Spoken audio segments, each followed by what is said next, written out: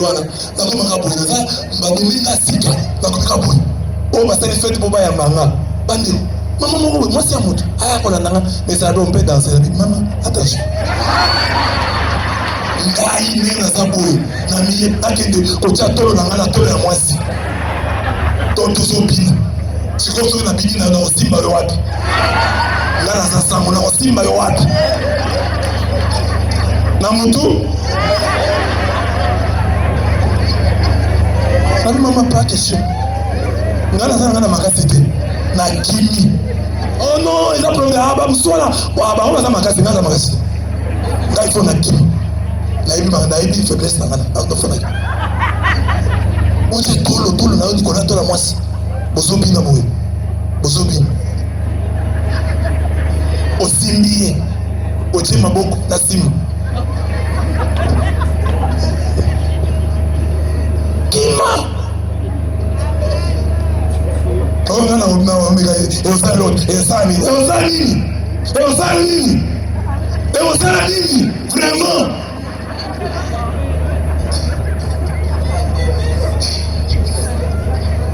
ngana boki na pawasa mariage boyenge o ba cavalier bana mibali babi na bana basi yo mais ici chez moi pas question. Vous êtes forts, ces garçons là sont forts que babi na moi si amemi moi na moi si moi na ba deux jeunes filles d'autrui garçon amemi moi et aussi là bon. Parfois l'église nous faisons des choses comme si nous ne connaissions pas l'homme. Oh non, vous voyez le mal partout. On doit le voir partout, il est partout. Vous voyez le mal partout. Donc, bana ou ya paroisse, baki na piscine, kosukola, na ba slip. Moi na masa kosi na slip, na slip na ma écoute kuna slip et bon. Garçon moni il n'y a rien. Vous blaguez avec l'homme. Oh ça va. Non, il n'y a pas de problème. Et comme on dit, tout ce qui il a mal poli, les autres monde, c'est pas des poli. Soutien poli. Et comme il y a un poli, donc, il n'y a pas de problème, on peut faire ça avec. Fuyez l'impudicité. Fuyez l'impudicité.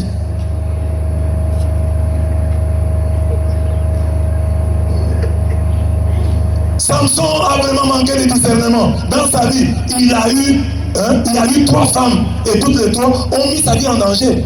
Samson n'a pas signé ça. Bangonio sur lequel il y a un problème. Il a d'abord rencontré et épousé une femme de la vie de Timna. C'est cette femme qui révéla le secret de son énigme et qui fut par la suite donnée à l'un de ses compagnons. Bon, moi, ça dit, on appelle ça secret. Quand moi, je dis, c'est ce qu'on a dit, na bomi lion, na kati ya lion, na kuti, ma futa nzoi. Après, c'est pas tout dit, c'est ce qu'on a. Mais moi, c'est Arandi a révélé. Moi, c'est les bossos, il y a Finaï. A trahi. La première femme l'a trahi. La femme de Samson, peut basoyer, on y va Samson, aïe, on va l'aller. Première déception. Samson est garanti. Deuxième femme, il tomba sous la prostituée de Gaza. Dans le Gaza, aïe, on voit sur moi, ses ennemis la prirent. Les ennemis la prennent. Samson a l'ali. Et pas il y a Ndumba ou Yamboka Gaza. Ses ennemis la prirent et tentèrent de l'arrêter. Il parvint à s'échapper à Kima, à Boutou. Deuxième femme. Troisième femme. A vu moi si Balina. Moi si Oya Sorek. Oya Abouako Boundisaï. Oya Revela. Oya Kata Isuki. Première femme. Déception. Deuxième femme. Tu vois sur la déception. On a malheureux en amour. Samson, tu es fort, tu frappes les gens, tu es loin de Dieu, c'est bien, mais tu as les cheveux, c'est très bien, tu as la force, c'est bien, mais Samson, tu es malheureux en amour. Première fois, déception, trahison, deuxième fois, même problème, on veut te tuer. Troisième fois, tu vas encore, ok, Sungulu. Vous avez la chance, il faut que Sambe la macasse. Et puis la boua, il y a Samson. Samson c'était un ouin, c'était un nazir, c'était un consacré. Mais il y a beaucoup de Samson, il y a beaucoup de juges, parti à Samson. On coupe à ta joue, Samson a Sambeli. Samson il va Sambeli la souka. Dans le milieu du sou. Dans le milieu de la Sambeli. Histoire assemblée à ta place mon côté. Samson n'a jamais prié. Mais c'était un asile, une personne consacrée. Mais il ne prie qu'à la fin. Quand il est déjà devenu aveugle. L'assemblée, les amis, la koufa na Filisti. D'ailleurs, koufa na bam. Ne papa ébélé. On va prier dans souka. Dans mon soki moi si na yo. Balai sur soki mini. Il faut vous attentif. On y a n'importe où. Toi un homme marié, tu manges partout. On y a pas moi c'est Ndumba. On y a na bilei. On y a kuna. Bakisi okomi soba. Moi je suis na butuko afin de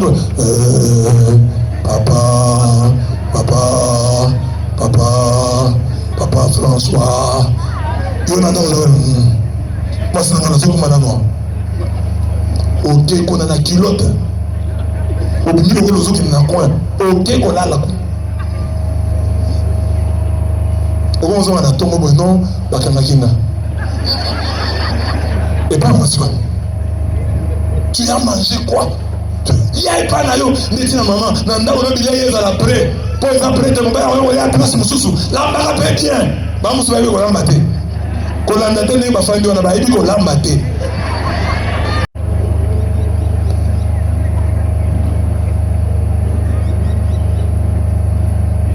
Amen. Amen.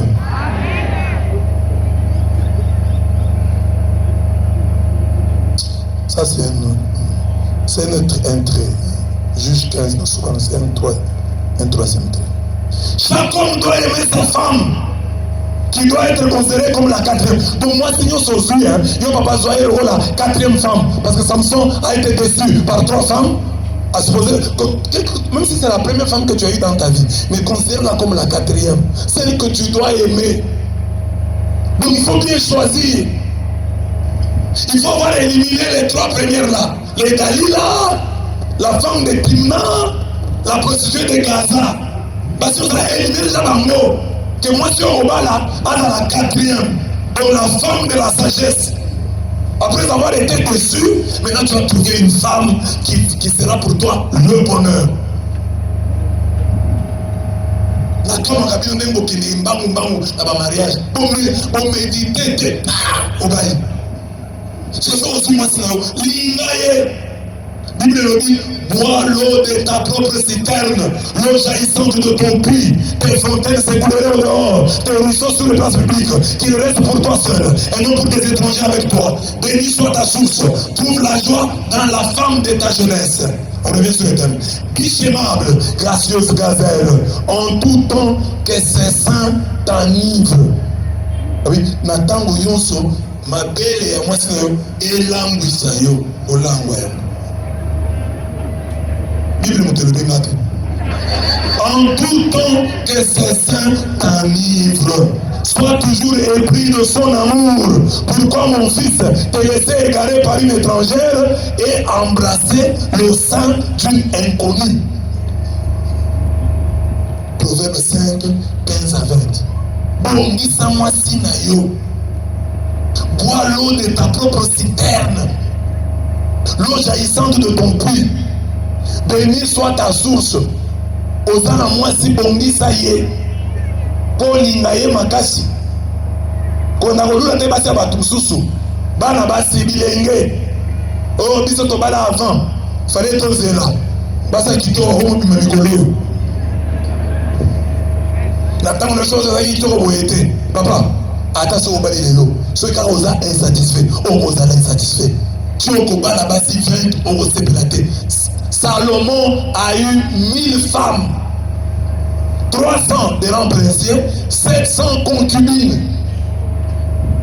Mais à l'objet, nous sommes en train de se monter. Nous sommes en train de se voir. Donc, ce Salomon Moutamaye a eu 1000 femmes, a eu se monter.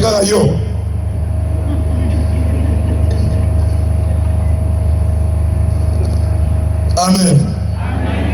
Alors, Nibali, c'est la 4e femme là. Donc 4e, ça veut dire que le chiffre 4, le chiffre des opportunités. les chiffres des ouvertures. La quatrième point, quatrième jour, la résurrection de Lazare.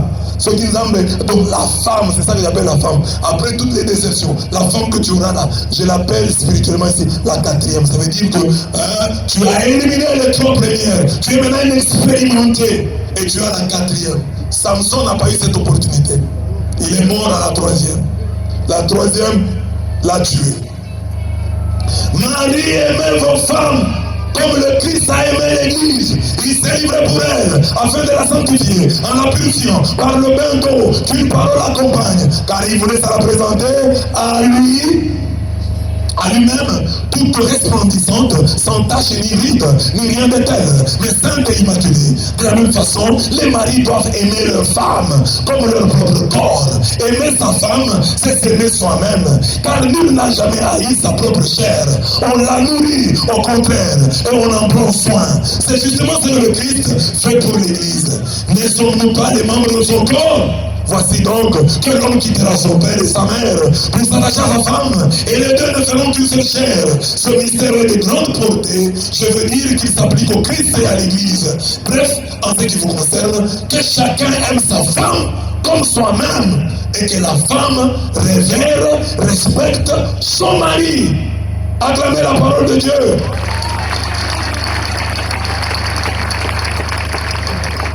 Papa bakanisaka oyo nzambe aseki bamama nde eza pasi. Soyez soumis, soyez soumise te ya bino eleki po bino lobi babi na mwasi azala soumise ndenge eklesia eza soumise na Christ.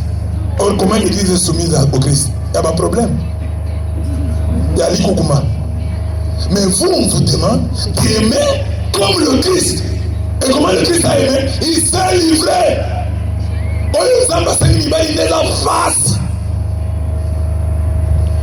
J'ai dit bien sûr qu'une femme qui aime se soumet. Mais ici on dit aux hommes, votre modèle c'est le Christ.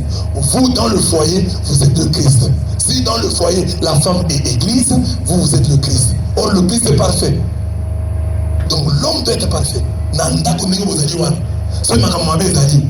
Nani alobaka mingi? Mwasi. Nani atongaka bato? Mwasi. Nani alingaka koyamba bapaya te? Mwasi. Normal. Nani atonga? Mobali. Nani afingaka makasi? Mobali. Nani azalaka irresponsable? Mobali. Parce que mobali na libala aza lokola Christ. Il est comme le Christ. C'est l'image du Christ dans la maison. Donc nandango président il faut ezala bongo. Maman soka ye papa, maman bengi papa soka ye maman abengi Christ. Papa répond église.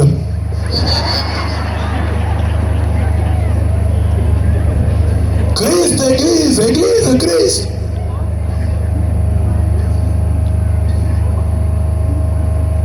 Linga mwasi na yo.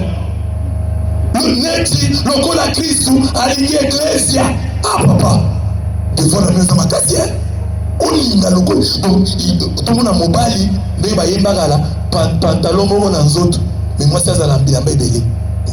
C'est ça le Christ. Il n'y a pas de plus grand amour que de donner sa vie pour ceux qu'on aime. Au moins, mobile, il y a un téléphone qui tombe. Moi, c'est un téléphone à ma paix. Aux hommes, mobile, ma paix, tu n'es pas de Christ. Amen. Il faut moi, si on a un téléphone, et les qui a yo. Moi, si on a un téléphone, et les qui a mobile, na yawa. Mobile, na somme le téléphone, na yo. Ya yo, et les qui a yo. Na yawa, yawa. Azate. Quand on me parle de téléphone, bien. Non, les femmes ne savent pas garder le téléphone. Elles laissent le téléphone. On met des enfants. Elles perdent le téléphone. Christ a aimé l'église et s'est livré pour elle. Il faut moi dans la bilamba belé. Bilamba cher. Bijoux dans la bijou, tu vas dans la bijou.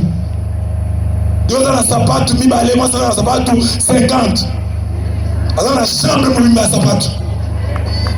Garde l'homme na etonda. Il y a dans la pantalon moko na nzoto.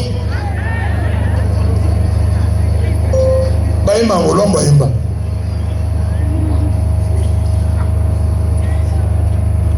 Amen. Donc c'est ça le Christ. L'unique vie qu'il avait, il l'a livré pour nous. Alors yo, oza mobali, yo ndo liaka mingi. Yo ndo zaka bien. Téléphone akito ya yo. Biloma bien ya yo. Moi c'est biloma tombola. Non, c'est pas normal. Toi, tu es le Christ. Tu as aimé ta femme.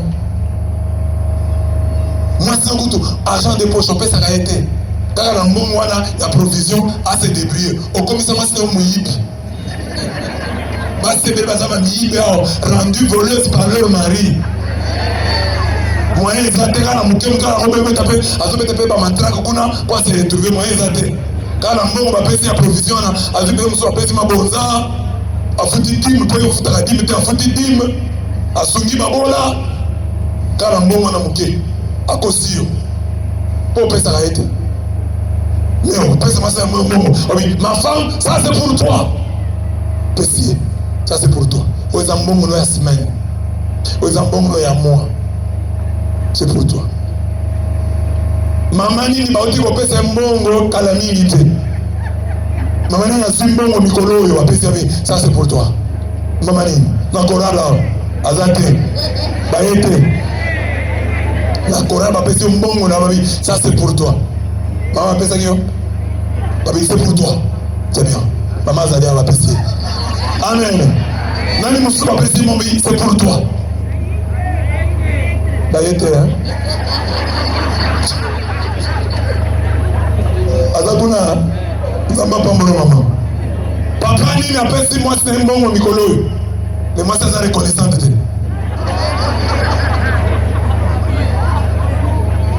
C'est pour toi. Pas que mon provision ya yo. Ça na ngoni ngoli ya sukite ya yo. Quand on a un agent de poche ça mbongo sukite. Mbongo sukite ça part. Argent de poche, yo yé maman moi c'est au sana monter au pesier yé moi au sana on est la ligne mais au bala puis yo pe moi si baba là yo aux argent de poche aux autres na mobile nano balate au balante au sana pas la boui argent de poche mais mobile na wana ningo zo mona yona ma beau makasi pour la pesa raté mais ce qu'on a béni qu'à la libanda n'aka après ça dans la terre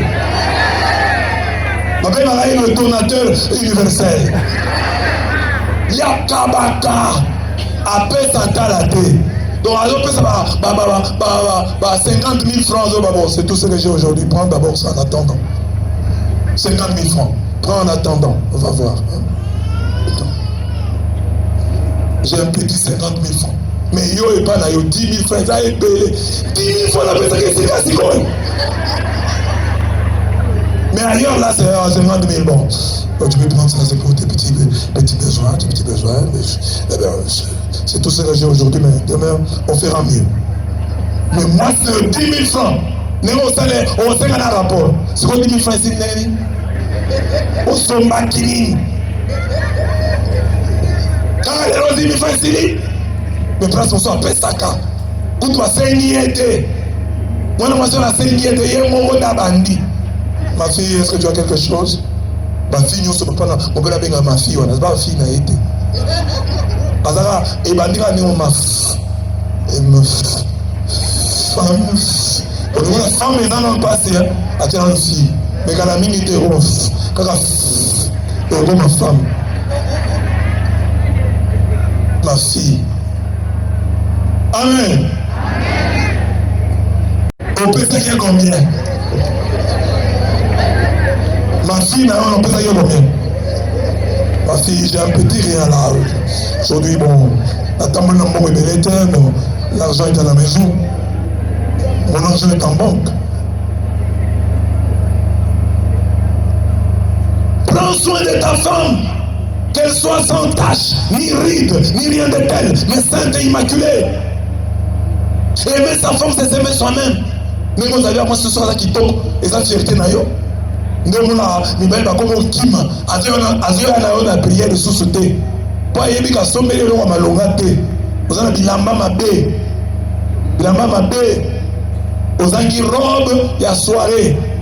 Et ça maman de la sorte ça là, fait tobi mutio ça na soirée, akoyate. Au moins maman là il a ma Marie à enango. Maman c'est le moment Maria non mais ndé la maman là maman il a dans la soirée. Il y a fête pour lati au tena ngona fête. Soirée yo na pantalon. Pour ça la soirée était. mais mobali na yo na bala mobali te papa. Tu as honte d'amener ta femme parce que soirée exatée robe ya soirée à la taper parce na yo na ba talon au talon azana ngote moi ça sera la perpète ba sandale ba pantoufle ba ketch ndebile wazana mo moi c'est un truc qui a moyen il a bijoux avec mon bel nanga nous avons un peu de problème les bijoux là que tu m'avais payé on peut vendre ça azana mo bijoux na ega chapelé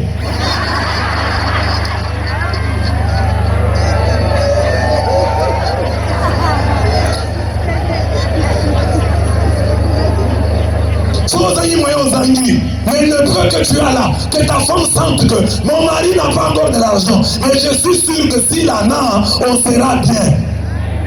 Est-ce que ça m'a dit ou alors je me mets dans la monté, mais là je senti que sur la suite, dans mon CP là, est-ce qu'elle a l'air ils n'ont pas bon ami.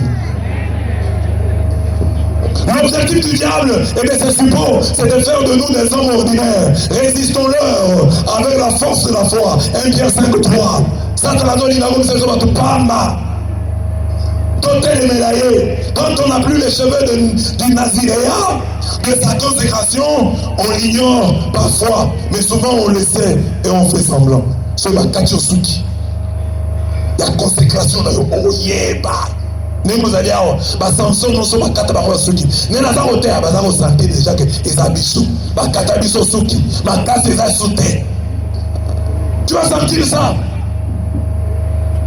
quand on t'a coupé les cheveux du Naziréa, les cheveux de la consécration. On garde l'apparence de la piété, mais tout en régnant ceux qui en fait la force. Et tu ne peux pas 5. Homme, vous êtes les chefs de famille catholique. Les cheveux de votre consécration résident dans votre ancrage catholique. Eucharistie, confession, Vierge Marie, pape, évêque prêtre. L'homme doit se battre pour devenir le héros de sa femme et toujours gagner sa considération. Un mari volage n'est pas sage. Et on ne craint plus son âge. Un mari volage n'est pas sage.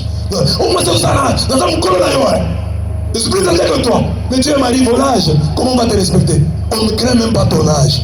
Quand tu es un mari volage, on ne craint même pas ton âge. Parce que tu n'es pas sage.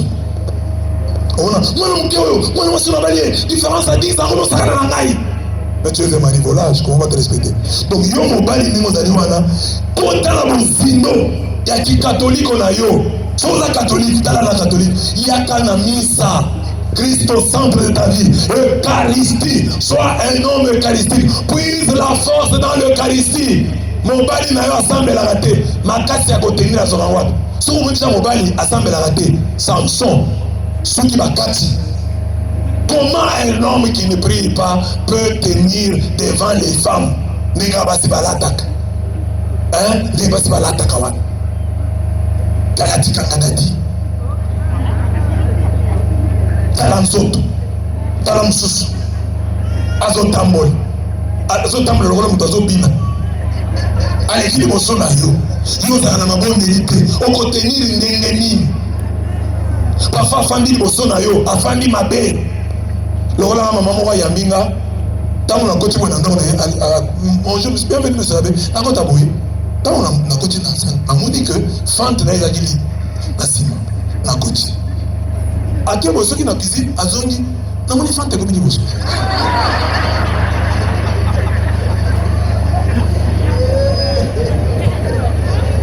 ntango okosinga na nokoya eza liboso oyi monsieur abe entre nakoti namoni fante sikoyo to fante boye namoni soki fante ekomi liboso donc achange lenga.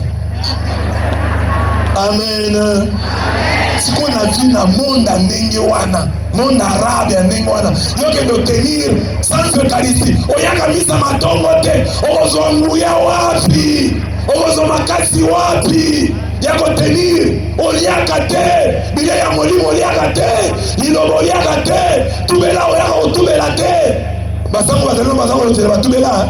Batozo bazali awa ozana mwa kisi na yo mwa nzela mabe olandaki basango bazali batubela les gestes bandi tubela campagne za pe occasion pour te tubela ozongela nzambe na yo basango bazali disponible bakozela bino na tubela ndenge oki mate esimbio landam sango tubela kozonga na masumu na yo te bamama baza na ndako mobali na tubelaka te moyibi so monika na famille mwana na wa mwasi atubelaka te moyibi mobali atubelaka te moyibi bato nyonso batubelaka te miyibi na miyibi c'est quoi soki moto omoni ntango okulaki première fois première communion na yo après ndenge oza kotubela déjà le samedi tu as reçu la première communion les dimanches samedi déjà est-ce que je peux me confesser mon prêtre de Dieu voici mes péchés maman m'a envoyé j'ai refusé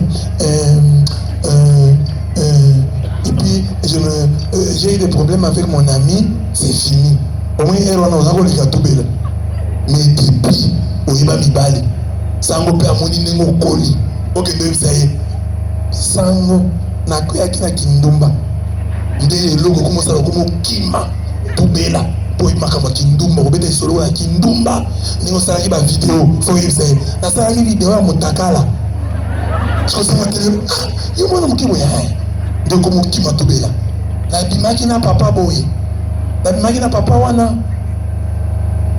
mokambi ya eglise okobeta lisolo wana nde eloko komokima tubela okomoluka sango oyo ayebi yo te epai na biso tozali na sango moko akomaki aveugle nde bakristo bele balingaki kotubela epai na ye lokola aza aveugle akomonanga te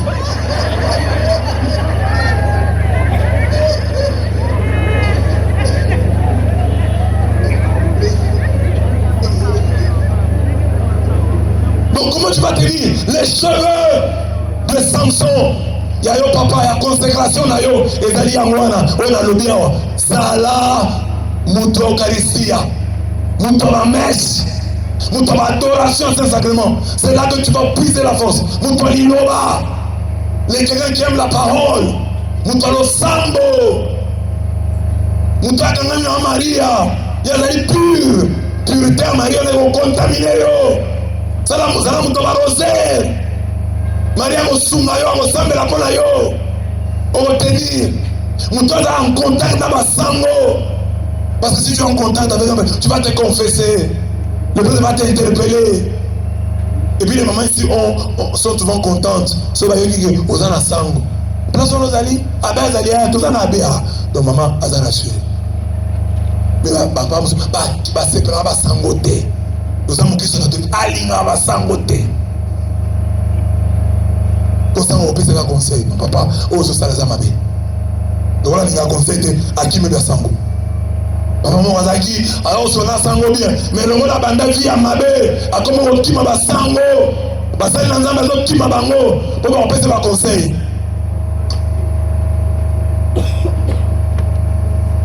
nde papa moko asala azwi mbongo ebele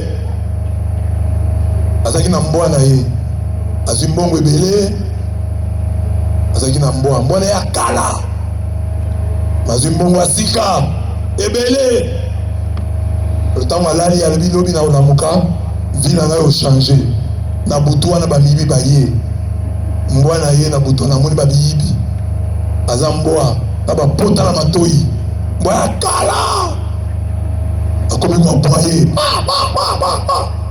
yabinga na si mbongo bozosala nga makelele azwa munduki aboma mbwa kaka na butu wana bamiyibi bayaka bakota baboma ye bazwa mbongo nde bopi osala. Tu as tué le prêtre de ta vie qui a aboyé lorsqu'il voyait les voleurs. C'est ça le chien. Le prêtre là, c'est un chien.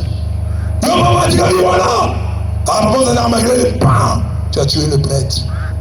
Symboliquement, spirituellement, pour rester seul, pour ne plus entendre le bruit là des enseignements. C'est comme ça, pour la moitié, pour le likangu, comment nzamba ndimike oya na campagne oyo temeza la bongo na te alonga naza koteya c'est Dieu t'avertissant qui sait si ce n'est pas le dernier avertissement de Dieu. Comment tu es venu? Toi tu ne peux pas venir. Il y a un programme belé, on a un programme spécial, on est aux arènes Pointe Noire Migolo de terre Maintenant, la sali, au limité, mission de salimité, voyage de salimité aux alliés, au raté voyage, Zamalira yo kamate à Oyo, avant Kende. Dieu a voulu que tu écoutes cet enseignement, que tu changes ta vie. Papa au tamboli mabe, papa au tamboli mabe, t'as la nègre la baba tenio, attendez au tamboli mabe, au suicidate. Non, ça va. Nous avons fait le bazar. Ce que tu le dis, tu as ta réunion, tu as fait un médecin, dépistage obligatoire à sida. On n'est pas venu pour ça. On est venu pour prier. C'est ça. Pas au boy. Les gens ont été terminés. Il y a papa, parce qu'on voyageait dans Porto, il va faire l'examen dans l'hôpital. Parce que l'examen, maman a la sida, maman a calme. Parce que l'examen, papa peut pas essayer aux instituts. On va. On s'est pris pour l'année.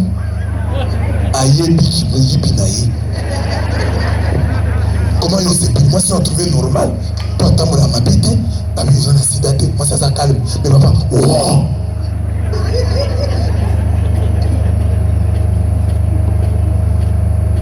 Papa, je suis na bar. Je suis na bar, boy, bazo mena masang.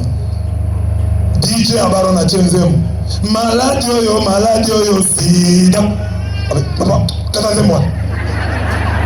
Pour la famille qui n'a pas si wana, parce que après passer les Congo, mais déjà deuxième, malade yo aussi. Non, moi.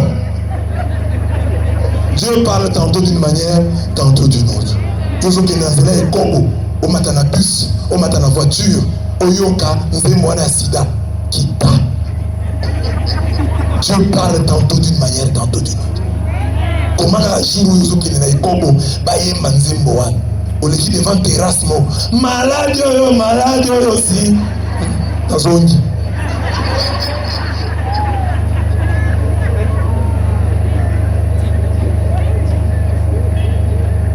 Ici, Absalom, le fils rebelle. Absalom est vraiment à David. Absalom, le fils de David. Absalom, moi à David. David vit à David. David a donné un bagarre. Oh David, il a pris la femme d'autrui. Et David, il a tué le mari d'autrui. Mais David n'est pas Zambali Misae. Mais David a payé le prix. Na vie naïe, inceste kota. Absalom, Amnon, a viola l'Ekinaye, Tamar. Quand on a violé Tamar, Bazaki, papa Mongo, maman mi balé. La Bible les a encouragé la polygamie. La Bible tolère la polygamie, l'Ancien Testament. Mais l'Ancien Testament montre à travers des textes que la polygamie, les polygames dans la Bible n'ont jamais été heureux. Commençons par Abraham. Il a souffert. Jacob, il a souffert. Et petit à petit, quand vous lisez la Bible, la polygamie est en train de disparaître. Mais alors les polygames sont toujours des malheureux. David, dans sa famille, a eu des incestes. Comment Amnon, si Tamar était sa propre sœur, il n'aurait pas connu, il n'aurait pas violé. Il a violé parce que c'était sa demi-sœur. A violé Dégonaïe. Tant Absalom, qui était le frère de Tamar, a appris ça. Il dit, il a tué Amnon. Ça c'est David. Tu as commis ce péché, je vais t'exposer. Et Absalom a voulu faire à son père un coup d'état. Un fils rebelle. Papa n'a Akima, n'a Moï. Moi, n'a un coup d'état. Akima. Lis le psaume 3. Psaume 3, c'est le bas. Attends, le début du psaume. Psaume 3. Psaume 3. Psaume 3. Yoga Zoba. David, hein? Oh, David a salé comme bon Zamba Nimisel. Psaume, donc, moi, introduction d'Orgomi. Psaume de David, quand il fouillait devant son fils Absalom. Donc, Psaume 3, dans l'oiseau Kim, Seigneur, qu'ils sont nombreux mes adversaires, nombreux à se lever contre moi, nombreux à déclarer mon sujet, pour lui pas de salut auprès de Dieu. Mais toi, Seigneur, mon bouclier, ma gloire, tu tiens haute ma tête. Moi, l'oiseau Kim. Donc Absalom, le fils rebelle qui voulait tuer son père. Et Tango, asali bongo papa na Kimi Achitophel azaki conseil à David après ça Absalom conseil à David so lingi ba Israël babanga yo zwa basi ya papa na yo azwa papa na zaki ba concubine basi belé azwa 10 concubines de son père à connaître bango aussi au vu de tout le monde a matira bango likolo de l'étage batio so mona ndenge azako kozala ba rapport sexuel na basi ya papa na ye po Achitophel la bisa yo so sali bongo batobanga yo babe akomi na monde mususu. Il ne respecte plus rien ce petit. Il est dans un autre monde. Vous voyez, il y a des sorciers dans nos familles. Il faut savoir leur mode opératoire. Donc, ils sont dans la famille. Bon, il y a été. Alors, ceux qui ont été, ils ont été. Alors, ça n'est pas un hobby, mais on a ça. Donc, on a dit, il zungu, a sumbi dans zungu. C'est comme ça, on dit, moi, je encourage, donc ce sont des actes ya kindoki pour abangisa bino. Azui ba courage no mo bangaye. Mwana ke o ake kota la maman na douche. Comme ça son bobo là. Mwana yo akomi na monde mususu. Bokomo bangaye. Et puis batumala mususu bazana kindoki. Avoué. Tama za ya obata maboza bangaye te yemo ngalabi. Nazara na kindoki. Bokomo bangaye. Koso boza ba Kristo te bokomo te. Na kindoki yango bokende na nan. Bokende na banan. Abotanga ngai donc il y a un business on veut nous renseignement auprès d'un sorcier mais il va t'induire en erreur, il veut vous effrayer. Donc Absalom si aliazo ebonga ya papa na akima ye wana zote ya sikobana na teiba mama na Vashti na teiba papa na Samson na komiko te bana na Absalom. Il y a des enfants rebelles ici.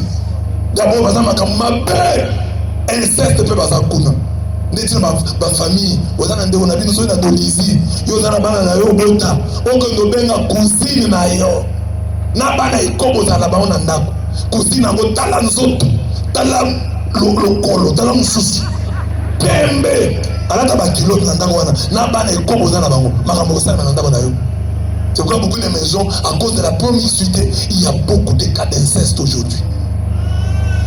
Avec les oncles, j'ai rencontré une fille qui avait mis au monde un enfant avec son oncle. C'est comme Obotina Nokonayo. Moi, c'est ta maman. Parce que c'est l'enfant de ton oncle. Donc, si c'est une fille, c'est ta maman. Parce que maman est là.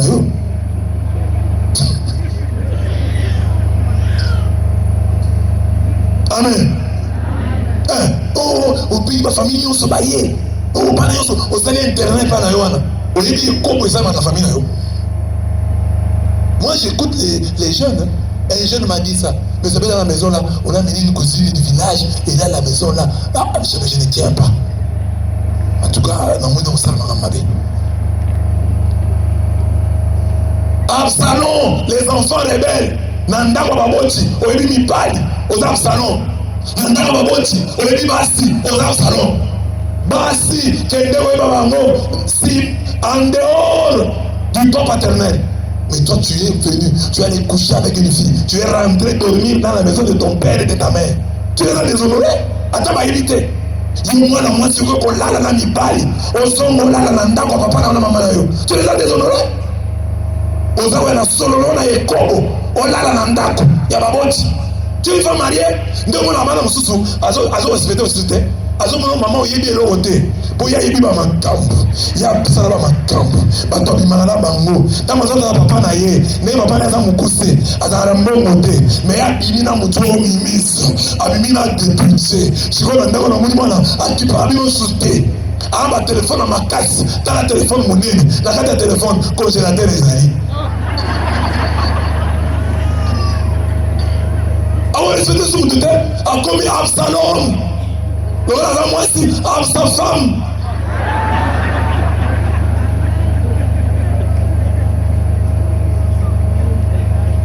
Mais le garçon là, on dit moi, il m'a déjà Makambo.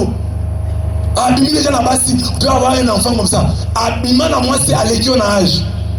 Parce qu'il y a des enfants là qui sortent avec des putes qui sont plus âgés que leur maman.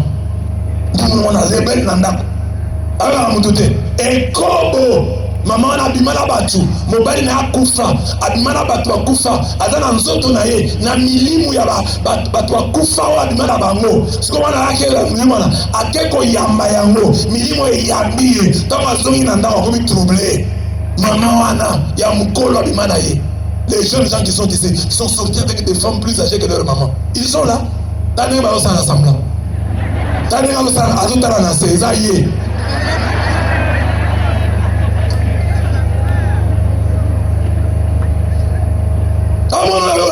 Mais il est déjà à un autre niveau.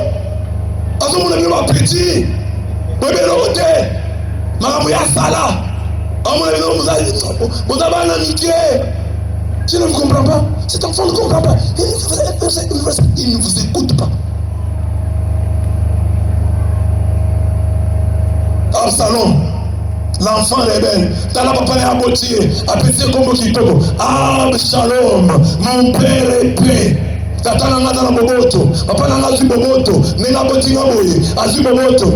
On a dit comme ça, Absalom te, on a dit Abshager. Absabi Tumba. Ayena bitumba, papa nanga zuguer, papa nanga bitumba. Les enfants doivent honorer leurs parents. Dans un 5 points, on a dit ça. Le péché public ou privé est toujours contagieux. L'adultère de David et son crime contaminèrent ses enfants. Absalom ira jusqu'à coucher publiquement avec les concubines de son père. Oh, David a fait ceci. Il a payé le prix. Et comme on est content dans la famille, Dieu lui avait dit ça. Zamba exposa. Donc les papas qui se me conduisent, votre adultère, votre infidélité va toucher vos enfants. Les mamans qui se me conduisent, même maman. Et comme ils ont un impact spirituel inimaginable. Les Ekobo et créaka ambiance, atmosphère et amasum. Au moins la famille, papa Zala Mouto Ekobo, au moins la moine mobile à Botamigona, à la attitude à Mabé. Au moins la mobile, à Zamana Mouké, il a peut-être 8 ans. Mais maman Gamozo Sala déjà, ils ont Lakisa, Azo Lakisa, oh papa Nazara. L'enfant de 8 ans, Azo qui nous t'a na OIC. Enfant il y a 8 ans, parce que on est à Bassi, parce que c'est ça maman. Et vous avez dit papa, ils ont dit les sous et c'est moi. Parce que l'adultère, la fornication crée des ambiances. La Bible attend la paroisse bouille. Ceux qui va mettre en chorale, va diriger en chorale, parce que va te écobo, va kosopa écobo na chorale. Oui, chorale est comme un écobiste.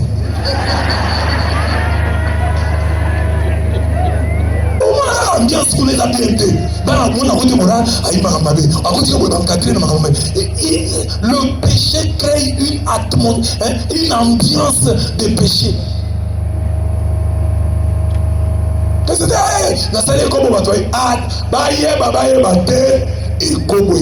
Climat, ambiance, atmosphère d'Amassou. On a commencé à me et où tu habites? C'est dans la famille. La maman avait ça, le papa avait ça. Le fouet qui fait le plus mal, c'est celui qui nous vient de nos proches. Chacun aura pour ennemi les gens de sa maison. Même le confident sur qui je faisais fond et qui mangeait mon pain a levé son talon contre moi. David a vu tout mal là-bas.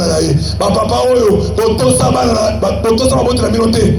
Bana la bazoto sa minoté. Karma ezali. Tout se paye ici-bas. Yo sakana na maboti na yo. Bana me bazo sakana na yo. Oyo qui sa maboti monter ma passe. Bana me bazo se monter ma passe. Les enfants, même vous qui faites souffrir vos parents aujourd'hui, sachez que vous subirez le même sort. Et vous subirez même un sort plus dur que celui que vous faites subir à vos parents.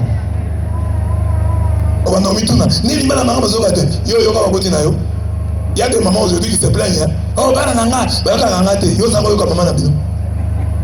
Yo zango yo papa na bino. Libano ko to kota nini. basenta yo te. Eza te que pour bana bakomi na 30 ans que tobosani toyebi ke basenta yo. Yo kota mariage ya bien te basenta bakende kotika yo akotika. Papa non normal te. Non donc comprendre te. Moi na na ekobo, moi na azu ekobo azu yango epa na yo. Le péché a ses conséquences.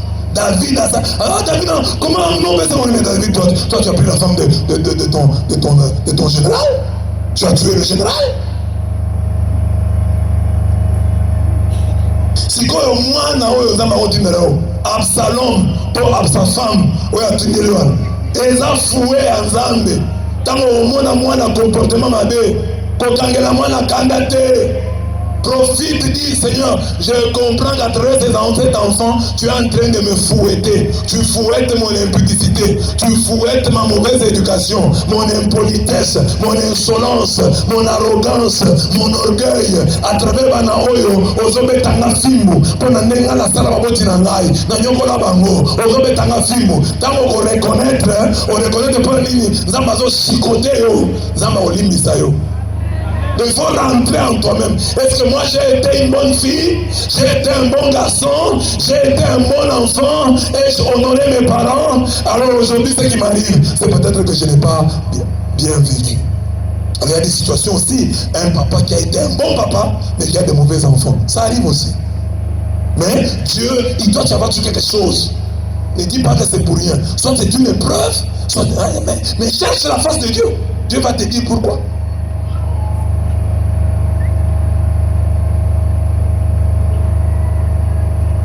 La correction divine est source d'inspiration et de conversion. L'histoire d'Absalom a poussé David à composer des psaumes, notamment le psaume 3. Je vous ai dit ça. La fuite de David devant son fils lui permit de redevenir ce petit David qui dansait devant l'âge.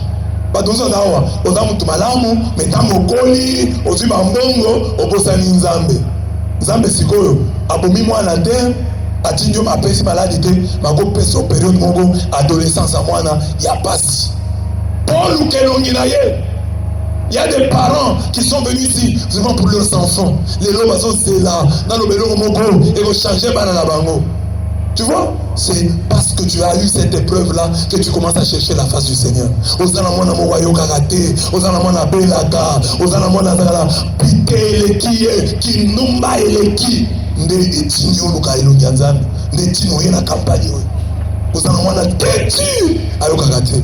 Oyo lebi nzambe asunga nzambe aseleko nzambe ndimi eloko delika la vie na yo pour la lo lendo makasi. Il y a des gens qui se sont mariés. Alors,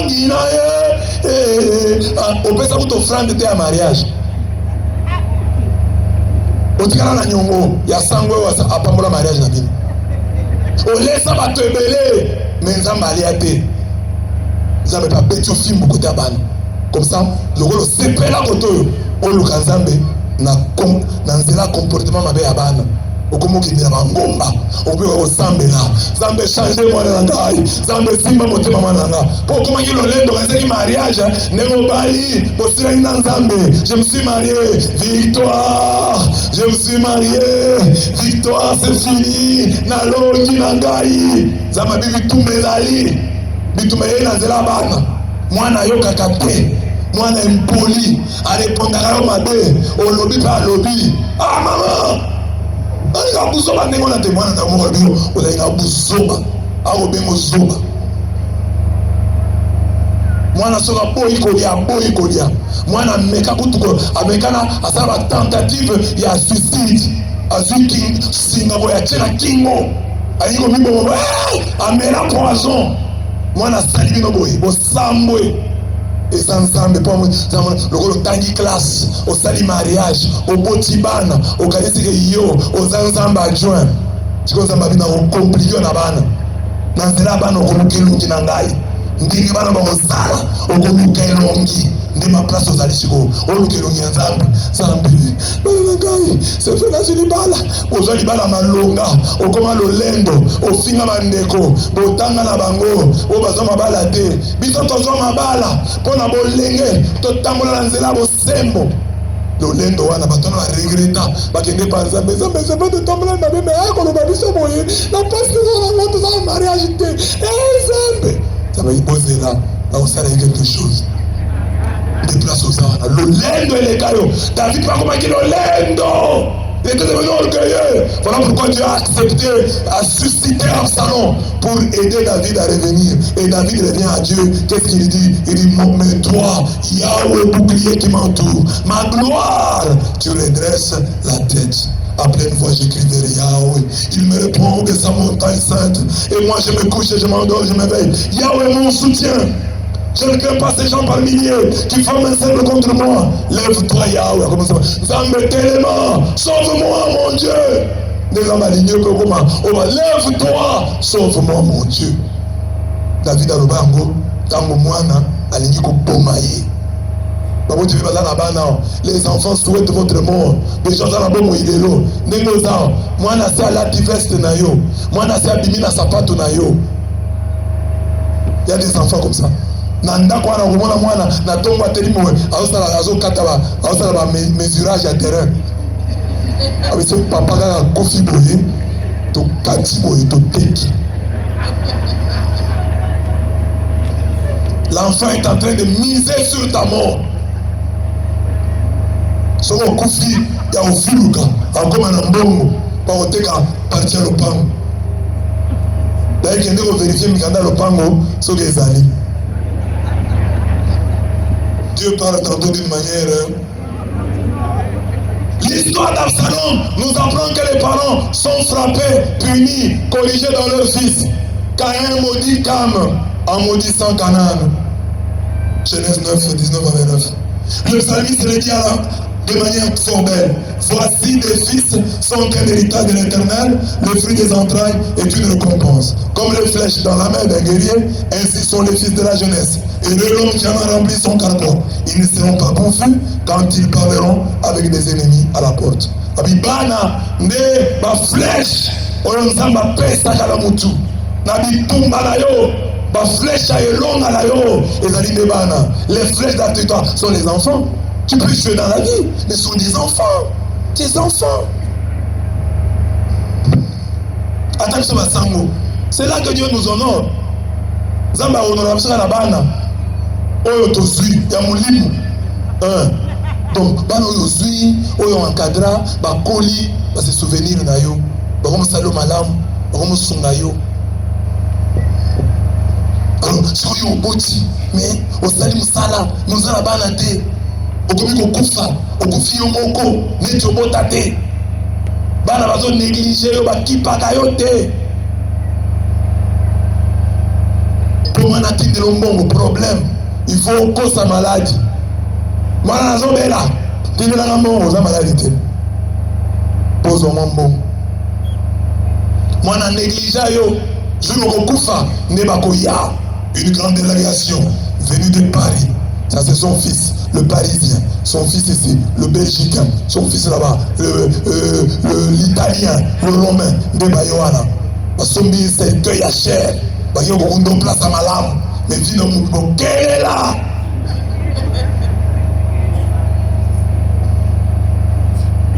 Dieu peut te sanctionner comme ça. Donc les parents cherchaient Dieu. Heureux l'homme qui a rempli son carquois de telles armes. Ils ne seront pas confus ces gens-là quand ils parleront avec des ennemis à la porte. Au cours de la soni. Banani va rire dans la baboti. Au lieu qui soni va moulébélé. Mais jour où vous avez vision à travers Bana, au CPDP, moi a sombéré au Mutuka, moi a sombéré au Pango, maman voyagé au Kemikili, au Kipoto, aux États-Unis, au Kenabamboka, au Yéliko prononcé comme on a noté, ma bénédiction dans Massachusetts. Maman Zawapi, dans Massachusetts. On s'est retrouvé dans Mamboka Wana. On est anglais, mais on s'est retrouvé Kuna. Bana ma bénédiction. Dans Singapour, ok Kuna. Mais la vitamine sur maman aïe comme on a, abi me se laver. Bon de la ponanga, bananga va exagérer. Pas exagérer, dans Stockholm, on a béni là, dans Paris, on a béni là, dans Dubaï, dans l'Embi, ma voyage. Mais se laver, c'est une ensemble à calmer bananga. Authentique. a voyagé tellement mingi akoli akomi kosenga ke nzambe akalme bana na ye nasambe eba Seigneur mosala a voyagé makasi asenisi kimia bana batika ye parce que chaque année maman tu l'année passée tu étais aux États-Unis chez l'autre là viens aussi chez moi tu venir chez moi maman lembi ba voyage akoli déjà ko ça va pépon 8 heures de vol à lembi na pema maman pe abokoli mwana mbanda s'il vous plaît ayi kokuta mwana wana abokola ye sikoyo mwana asengi mama luka lupango na osombela ye mwana mama zwi lupango me ya eteni mwana bi ya eteni te mobimba mwana mbanda tanke mwana na yo makila na yo azolinga nde akata lupango na bino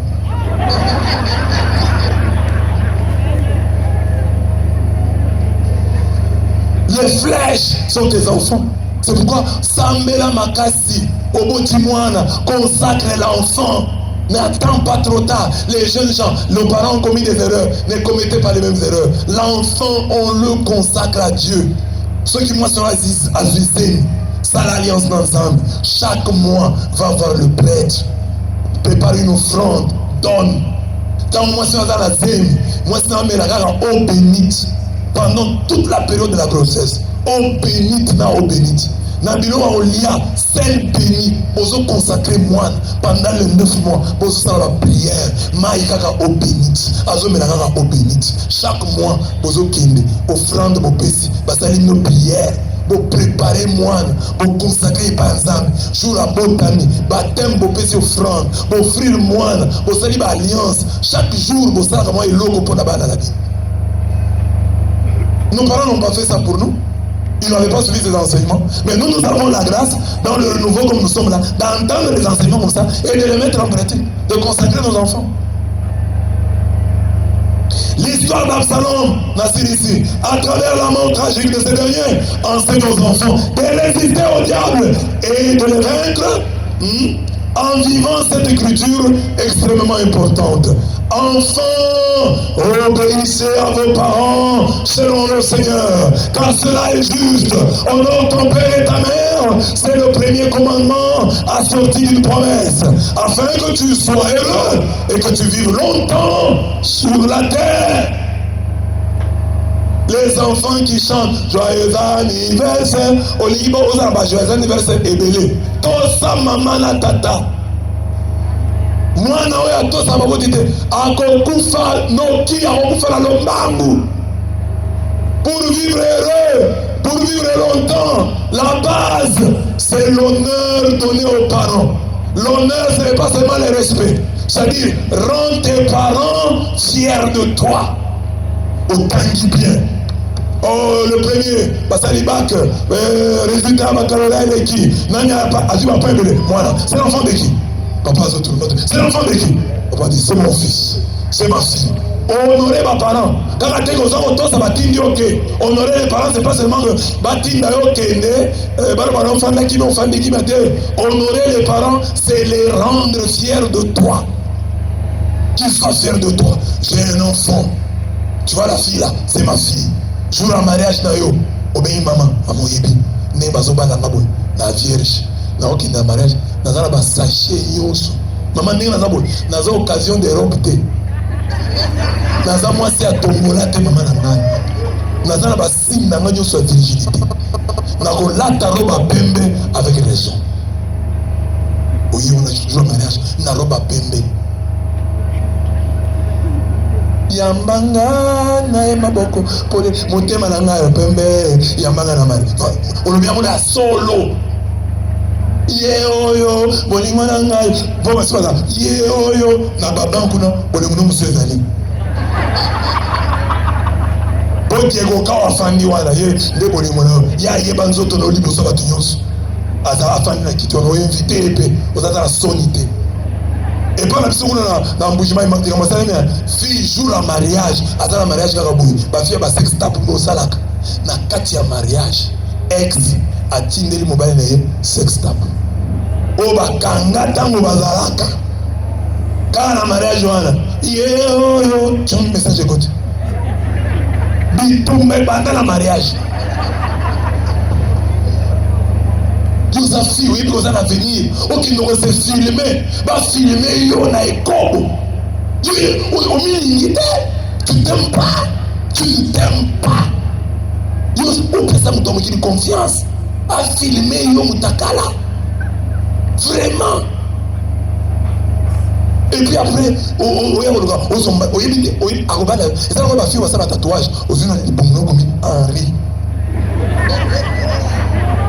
quelle confiance! Malheur à l'homme qui met sa foi en l'homme. Comment tu as dit bon? Comment tu as dit belle?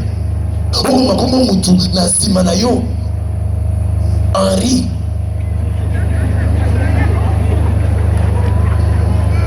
C'est quoi le tatouage éthical? André a eu un balayo.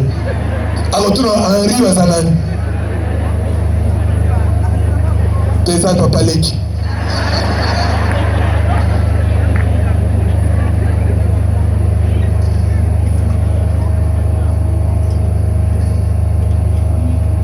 Honore tes parents. Tu dis Kamboyate, Nana Ibi, tel. Et puis papa, tant que ba lingayo, papa se combo qui tombe Emmanuel. Notre fils va s'appeler Emmanuel. Et Emmanuel grandit et un jour on vole la poule dans le quartier. Qui a volé? Emmanuel. Emmanuel se dit Dieu avec nous a volé la poule.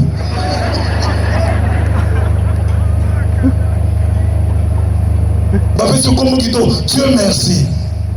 Qui a violé la fille là? C'est Dieu merci. Papa se combo Virginie. Qui a été déviergé? Virginie.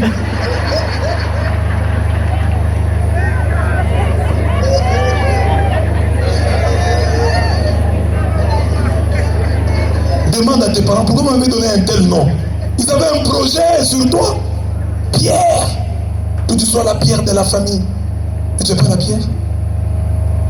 Rose. Et tu n'es pas la rose. Rose, on dit rose.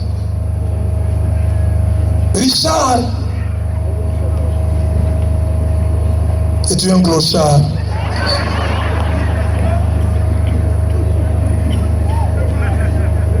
Honore ton père. Donc, c'est-à-dire que tes parents soient fiers de toi. Rends-les fiers de toi. C'est ça le projet de tout enfant. Rendre les parents. Déjà, tu es jeune, qu'ils soient fiers de toi. Étudie bien. Comporte-toi bien. Sois un modèle dans le quartier. Sois un modèle à l'église. Et puis, quand tu grandis, tu les honores en leur faisant du bien. Fais-les voyager. Construis pour eux une belle maison. Donne-leur une belle voiture. Fais-les voyager à travers le monde. Que leurs derniers jours soient des jours heureux, des jours bénis. Alors, Tobota, maman la bino, Mukolo, mais on a iPhone 18.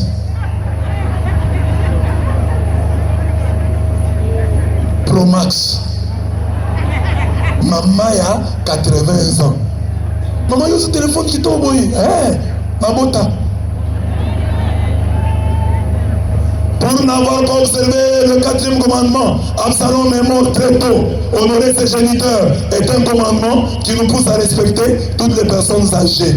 Tu t'élèveras devant les cheveux blancs et tu honoreras la personne du vieillard. Tu craindras ton Dieu, je suis l'Éternel. Nous autres, Tali Papa Omer et Azana Souki Apembe, Bible le dit, tu t'élèveras devant les cheveux blancs. Parce que ce n'est pas facile d'avoir les cheveux blancs. Beaucoup meurent avec des cheveux noirs. Mais quand quelqu'un a ses cheveux, il faut les respecter. Cheveux blancs, c'est souvent petit, 15 ans, 16 ans, on a Facebook. Tu ne respectes pas les gens. Tu critiques le pape. Tu critiques un papa est en ligne, il a écrit ses histoires. Si tu n'es pas d'accord, passe. C'est du n'importe quoi. Tu as son âge, tu connais son Dieu. Et s'il n'a pas Dieu, tu connais son diable. Est-ce que tu tiendras devant son diable? S'il a un Dieu miséricordieux, il peut te pardonner. Mais s'il a un diable, comment on a Facebook? Respecter. Et il croit que être intelligent, c'est être impoli, être arrogant. Même si les réseaux sociaux, Dieu est là. Moi, je n'ai pas raté Moussala pour les réseaux sociaux. As-tu Moussala Raboy? Batalisco, dans Moussala, comment on a comment on a les réseaux sociaux? Comment ma belle? Dans votre temps, ne comment on a les réseaux sociaux? Est-ce que tu as un compte sur Facebook? Oui, oui. C'est comment le compte? Donne maintenant le nom. C'est ça le nom que toi tu as sur les réseaux sociaux. Tu ne mérites pas. Donc, respecte les gens. Même sur les réseaux sociaux, tu ne sais pas celui qui parle, même s'il ne te voit pas. Quand ils sont devant leur téléphone, ils sont des lions. Tout le monde est n'importe quoi, ça c'est quoi ça? Mais quand tu le vois aussi, un chaton. Mais il profite derrière les téléphones, il devient savant, il connaît tout. Il n'a même pas encore lu un seul livre en entier. Mais il se joue des gens qui ont lu des livres, qui connaissent leur matière.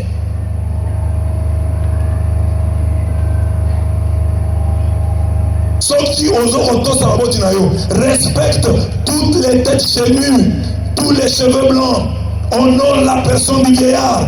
Tu craindras ton Dieu, je suis l'Éternel. L'enfant d'aujourd'hui doit savoir qu'il sera parent demain. Et la Bible dit, c'est assis de 3, 5 à 6, celui qui honore son père aura la joie dans ses enfants. Dites Amen. Au jour de sa prière, il sera exaucé.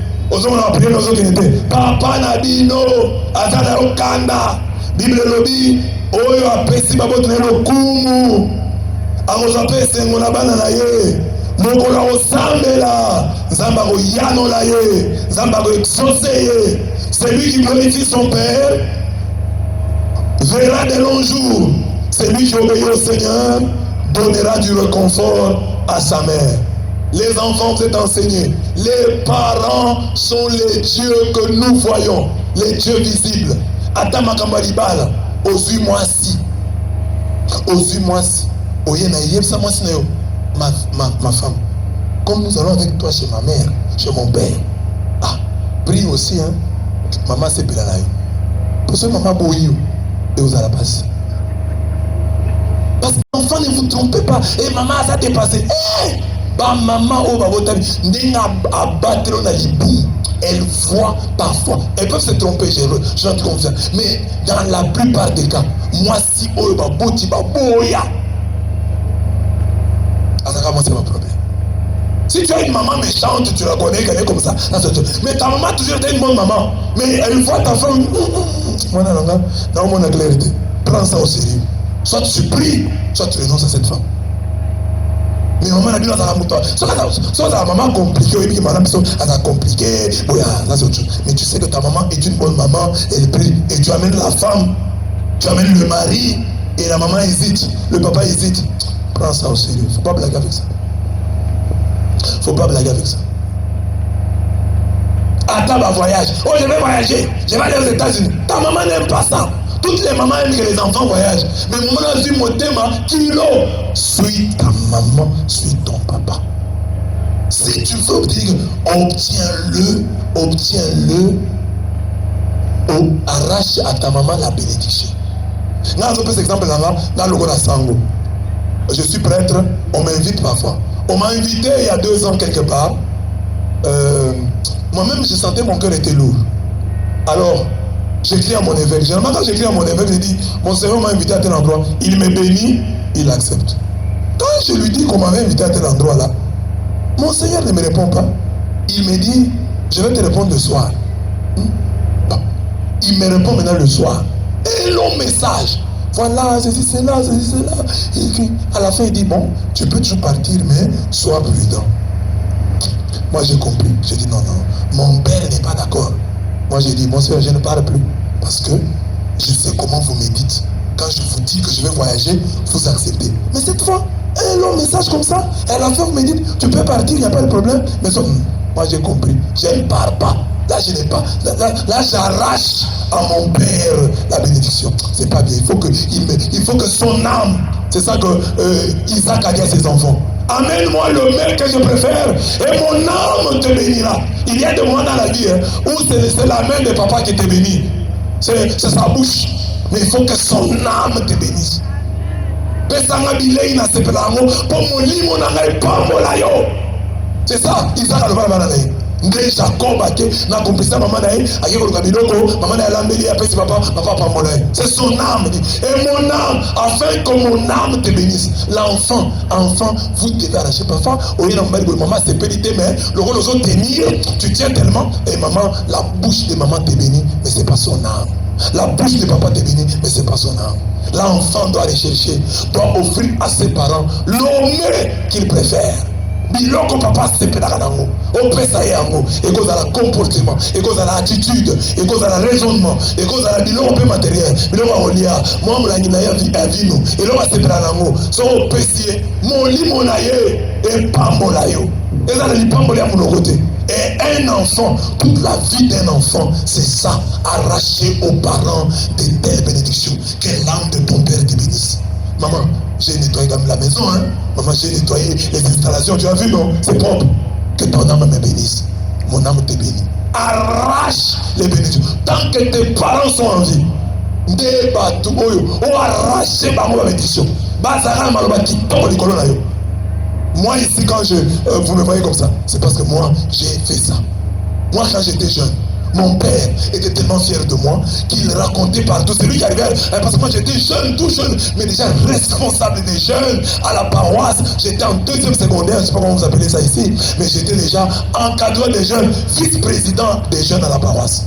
Alors mon père, hein, quand il arrivait quelque part, c'est lui qui commençait les débats. Au moment où moi non yo azasala makambo boye. Ya tuni batu aza mwana nani bato yebite sikoyi mwana aza mwana nanga. Alors il avait le problème avec ma mère parce que ma mère dit toi tu exposes l'enfant, ce n'est pas bien, tu exposes l'enfant. C'est ça le combat de mon père. Ma mère pensait que mon père m'exposait quand il était trop fier de moi. Alors le jour où je suis devenu prêtre, vous savez que mon père était polygame, il avait 2 femmes. Alors quand je deviens prêtre, le papa dit non, mon enfant devient prêtre. En tout cas moi, il a chassé l'autre femme là. C'était la 2e. Il a chassé. Et il s'est marié religieusement avec ma mère. Alors le jour de mon ordination, je suis là au milieu en soutenant mon père à droite, ma mère à gauche. Fanfare. Je voyais comment mon père était content. Je voyais comment il était heureux. Comment il était fier. Avant ça, j'ai seulement écrit mon travail de philosophie. J'ai travaillé sur la signification religieuse de l'athéisme chez Paul Ricoeur. Il ne comprenait rien au sujet. Mais chaque fois qu'un visiteur arrivait, il prenait le mémoire et dit mon fils a écrit un livre. Et il ouvrait seulement la page où il y avait son nom. Dédicace à Kanda Symphorien. Il était content. C'est tout le reste là, ça avait le problème. Et même aujourd'hui, je vous ai dit, ma mère est encore vivante, mon père est mort, mais ma mère est encore vivante. Alors elle, ce sont les chrétiens. Quand ils vont là où il est, les chrétiens me disent, est-ce que je peux voir maman? Quand ils vont là-bas, ils lui donnent des pagnes. Il est heureuse. Parce que dans mon enfance, d'abord, je les ai honorés. Moi, j'étais jeune, j'ai dit souvent aux gens, moi, quand j'étais jeune, j'avais une...